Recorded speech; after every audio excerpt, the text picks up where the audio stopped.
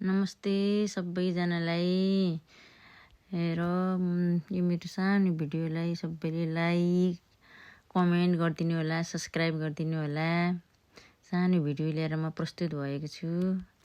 म चाहिँ आज माथि जङ्गलतिर घुम्दै गएको। रुममा बस्न झ्याउ लाग्यो अनि माथि जङ्गलतिर गएँ। यस्तो सुनसान जङ्गलमा बस्दाखेरि हिँड्दै माथि गएको, रमाइलो भयो। यस्तै छ, जङ्गलहरू चाहिँ दामी छ हो। माथि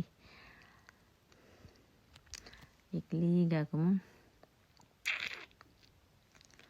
वाह, कस्तो दामी देखिएको छ कि। मोबाइलमै खिचेको मैले, तर कस्तो राम्रो चाहिँ आउँदैन, क्वालिटी चाहिँ राम्रो छैन मेरो मोबाइलको।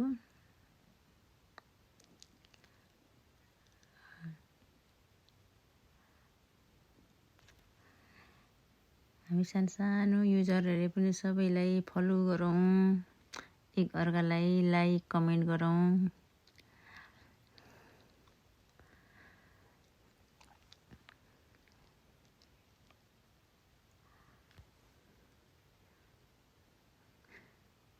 कोरियामा पनि कति धेरै जङ्गल कि जङ्गल, जता गए पनि जङ्गल मात्रै हुन्छ हो।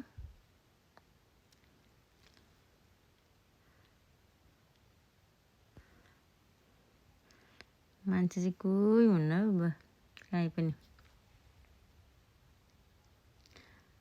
तर यहाँ चाहिँ यस्तो स्यालहरू, मतलब यस्तो बाघहरू पनि नआउने रहेछ हौ ठुलो जङ्गलमा पनि।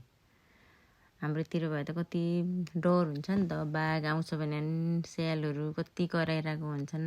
र यो चाहिँ माथि एउटा बुद्धको गुम्बा हो कि के हो छ कि, यहाँ सानो एउटा मन्दिर यस्तो छ। धेरै माथि नै छ यो चाहिँ। तर यहाँ पनि मान्छे कोही पनि हुन्नन् हो, सुनसान छ। कोही पनि मान्छे देखिनँ कि मैले चाहिँ। घुम्नलाई चाहिँ रमाइलो छ, जङ्गलको बिचमा छ कि यो। वरिपरि सबैतिर जङ्गल छ नि, जङ्गलको बिचमा छ कि यो। पहिला पनि गएको थिएँ एकचोटि, फेरि आज नि त्यत्तिकै रुममा बस्न बोर लाग्यो अनि हिँड्दै गएको कि म एक्लै। यहाँ जान्छु भनेरै मेरो प्लान बनाएर निस्केको रुमबाट नि।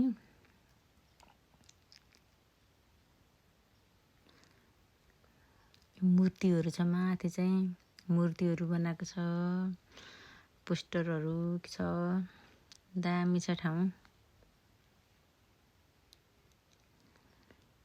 यहाँ कोरियामा चाहिँ जताततै प्रायः पार्क हुन्छ कि, जता गए पार्कहरू अथवा यस्तै उयोहरू हुन्छ। यो चाहिँ पार्क चाहिँ होइन, यस्तो छ यहाँ चाहिँ। यो चाहिँ पार्क चाहिँ होइन है।